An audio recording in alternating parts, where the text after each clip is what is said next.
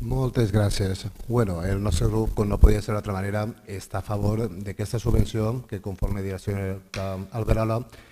es presten des de ja fa diversos anys que ajuden a les famílies del nostre poble. Des del nostre grup veiem positiva aquesta subvenció, però també veiem una altra subvenció que s'ha deixat perdre, una subvenció que venia de fons europeus. La subvenció es denominava pobresa energètica, que la qual subvenció hauria pogut valdre per a poder pagar factures d'aigua i de llum a gent que tan mal ho està passant en el nostre poble. Entonces, sense desmillorar aquesta subvenció que per supost anem a donar suport, però no volia ni podia deixar passar aquest tema que varen tractar en